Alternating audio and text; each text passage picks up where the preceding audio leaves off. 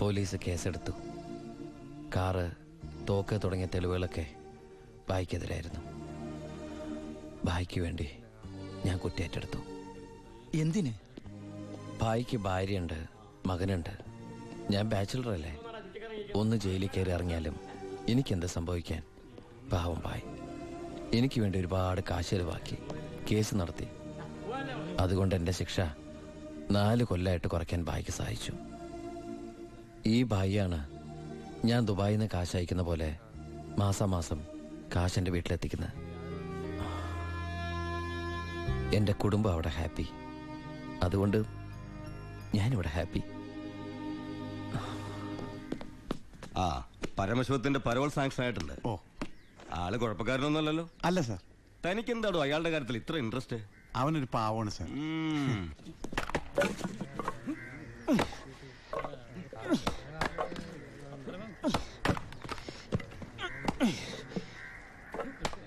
എടാ, അവന്റെ ആ മസിൽ കിട്ടിയിരുന്നെങ്കിൽ ഉച്ചക്ക് ബീഫ് ഫ്രൈ ആയിട്ട് കൊടുക്കായിരുന്നു.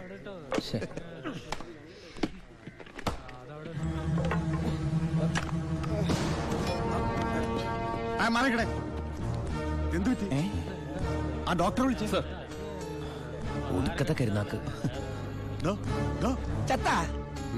എന്താടാ ഒരാള് കിടന്ന് ഉറങ്ങണേന് ഇങ്ങനെ നീ എന്തേത് വേടി?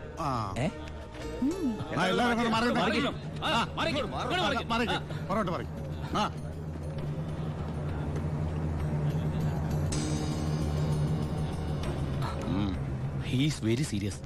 മെഡിക്കൽ കോളേജിലേക്ക് മാറ്റേണ്ടി വരും. Yes, proceed. ഓക്കെ, മാറ്റാനൊക്കെ വരട്ടെ സാറേ. ചുമ്മാ സാറേ. ഈ നിൽക്കുന്ന കൃഷ്ണേട്ടൻ കഴിഞ്ഞ ആഴ്ച ക്ഷീണം കൊണ്ട് തളർന്നു വീണപ്പോ 1 കപ്പ് വെള്ളം എടുത്ത് മോന്തക്കൊഴിച്ച് എണിപ്പിച്ചുവിടാൻ പറഞ്ഞാളാ ഈ സൂപ്രണ്ട് സാറ്. പിന്നെ ഇവനോട് മാത്രം എന്താ എത്ര സിമ്പതി? നിങ്ങൾ ആരെങ്കിലും കാശ് വെച്ചിട്ടുണ്ടോ? വെറുതെ ഇരി സാറേ. ഇവന്റെ നാവിക്കിട്ട് ഒരു ഒറ്റ തൊഴിലെടുത്തന്റെ അപ്പ എഴുന്നോക്കോ.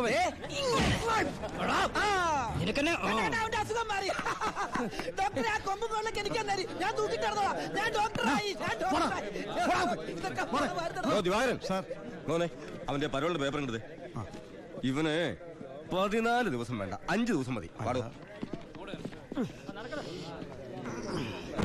എടാ ചിന്നാടാ, നീ ഇവിടുന്ന് മുങ്ങിയാ പിന്നെ എന്നെ ആരാ അതിനകത്ത് വെച്ച് കൊല്ലുക? നീ എന്നെ കൊല്ലുന്നത് കാണാൻ കാത്തിരിക്കല്ലേ ഞാൻ. ഇവൻ എന്നെ മൂടൗട്ടാക്കി അടങ്ങുള്ളൂ. നീ പോയി ജോലി എടുക്കടാ. നീ ഓർത്തോ അല്ല, ഞാൻ ഡെന്റിസ്റ്റ് പല്ല് ഞാൻ എടുക്കും. നീ സൂക്ഷിച്ചോട്ടോ. ഞാൻ ഇവിടുത്തെ പുറത്തിറങ്ങിയിട്ട് വേണ്ടേ?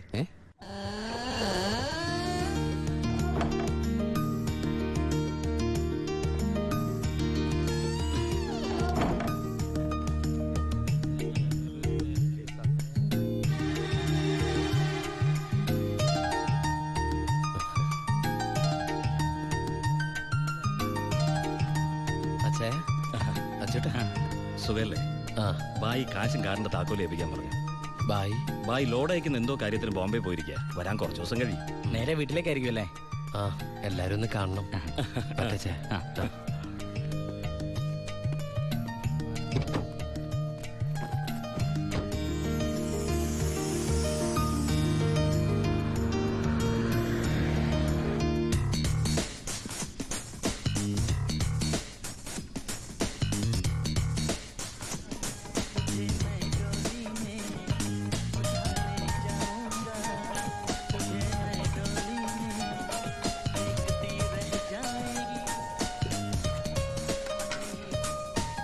ഭാരതി അമ്മേ,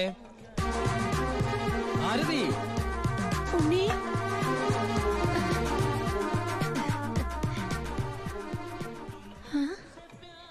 അമ്പിളി, എടി അമ്പിളി. എന്താ അമ്മേ? ഞാൻ ഉണ്ണിയുടെ ശബ്ദം കേട്ടു. ശബ്ദോ? അവൻ എന്നെ ഭാരതി അമ്മയെന്ന് വിളിക്കുന്നത് ഞാൻ കേട്ടു. അത് അമ്മ എപ്പോഴും ഉണ്ണിയെ കുറിച്ച് ചിന്തിക്കുന്നോണ്ട് തോന്നിയതായിരിക്കും. അല്ലടി, ഞാൻ ഭാരതി അമ്മേ.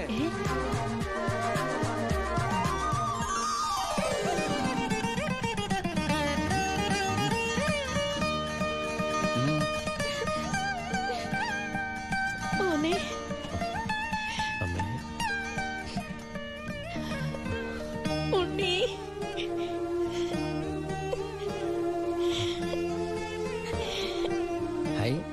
ഭാരതീയം എന്തിനാ കരയണേ? സന്തോഷം കൊണ്ട.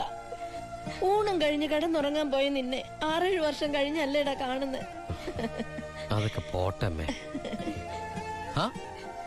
ഇവൾക്ക് വരുന്നുണ്ടല്ലോ സന്തോഷം. എന്താടി?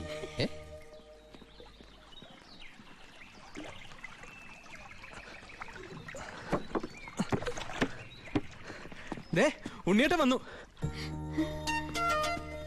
ഓർക്കാപ്പുറത്തല്ല അമ്മ ലീവ് കിട്ടിയത്, അതുകൊണ്ട് ഒരുപാടൊന്നും വാങ്ങാൻ പറ്റിയില്ല. അമ്മയ്ക്ക് ഷുഗറും പ്രഷറും നോക്കാൻ, പിന്നെ നിനക്ക് മിഠായി, ഓടി CD. ഏട്ടാ എടാ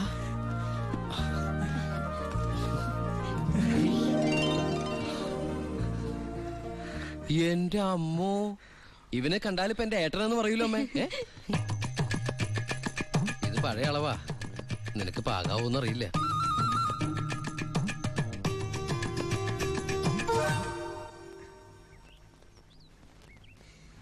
നീ പിടിച്ചേ.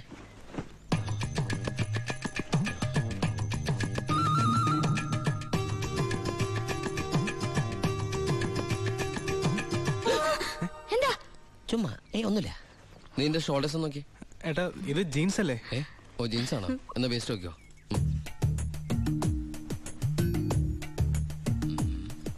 ഞാൻ നിനക്ക് വേറൊരു സാധനം കൊണ്ടുവന്നുണ്ട്. നമ്മുടെ അനിയത്തി. ഇവളല്ല, അപ്പുറത്തെ.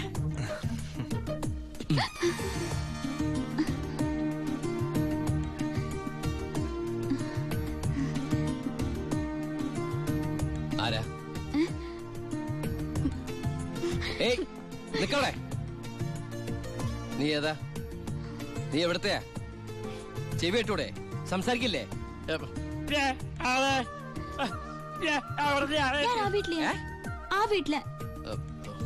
അതെന്റെ വീടല്ലേ? ഏട്ടാ നമ്മുടെ പുതിയ വാടകക്കാരാ. ഓ, നല്ല കൂട്ടരാ, നല്ല തങ്കപ്പെട്ട സ്വഭാവമുള്ള കുട്ടിയാ. പേര് ഗോപിക. അയ്യേ, എനിക്ക് പെങ്ങളെ പോലെയാ. അയ്യോ, പെങ്ങളെ പോലെയാണോ?